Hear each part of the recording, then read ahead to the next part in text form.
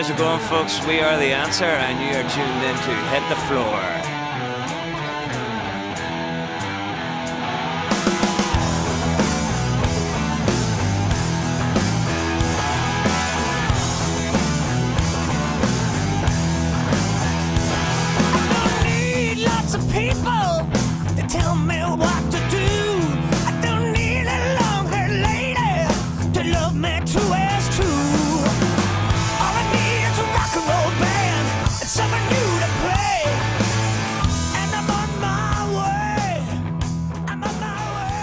Hey, it's Chris from Hit the Floor magazine, and we're here at Sonisphere Festival with The Answer. How you doing, guys? Oh, good. Very well. Yeah, you had a fun day of interviews so far? Yeah, man, it's been a long day so far. Talked to a lot of different people, you know, but well, we're Irish, so we like talking.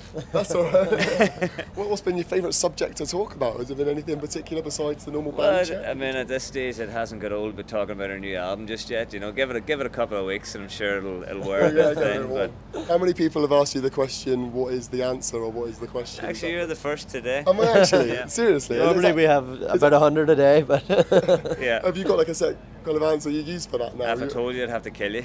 Nice. Normally he does the trick, you know. If you say it in a thick Northern Irish accent, you know, journalists normally get the picture. throws them off. That's awesome. So obviously, yeah, you are promoting your new album. I mean, how could you describe it to people that haven't heard you before? What can they expect? It's a very positive statement of good time rock and roll, pretty much. Okay. It's an album that we believe will revive rock and roll from the grassroots up. Yep, you actually quoted that on your Wikipedia. It's quoted. You said exactly, revive rock and roll from the grassroots. You see, I speak the truth. You do. I'm not contradicting myself. Wikipedia for once hasn't lied. Just yet. It's true. And you know, I think the rock and roll genre needs an injection of energy and positivity in it, and I think this album's going to provide that. Awesome. Is there any other bands you think that can kind of help that? Yeah, surely. I've seen a couple walking around today. You've got the Rival Sons in there. You've got St. Jude. You know, there's a lot of young talent coming up through the ranks. Okay. And there seems to be a little bit of a movement developing, which, you know, can only be a good thing, especially for bands like us. Yeah. You know, it's just a great celebration of life. I think rock and roll is, you know, good and bad. And you know, more and more people are starting to realise that, I think. Yeah, okay.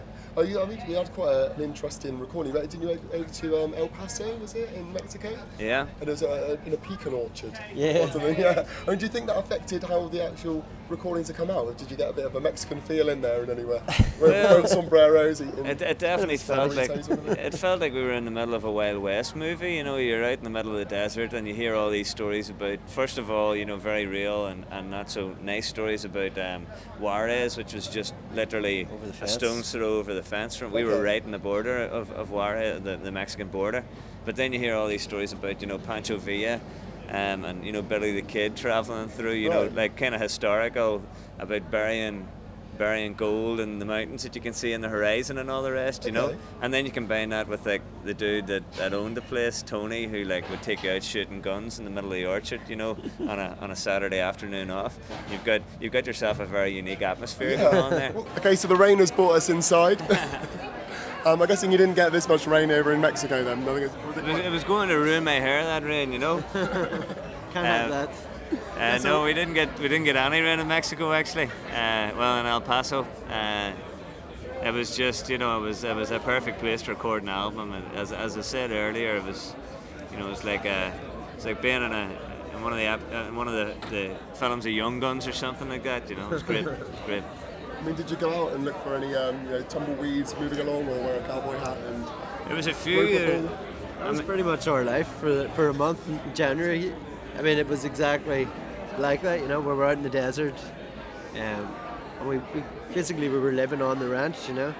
So you didn't come back with a kind of Clint Eastwood stroll or? It's got a nice swagger now. We've all got a bit of a better swagger since our trip down there, yeah.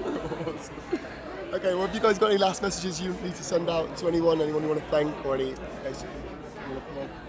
No, just, you know, I'd just like to draw people's attention to the new album Revival coming out in September. Obviously, it rocks. Check it out.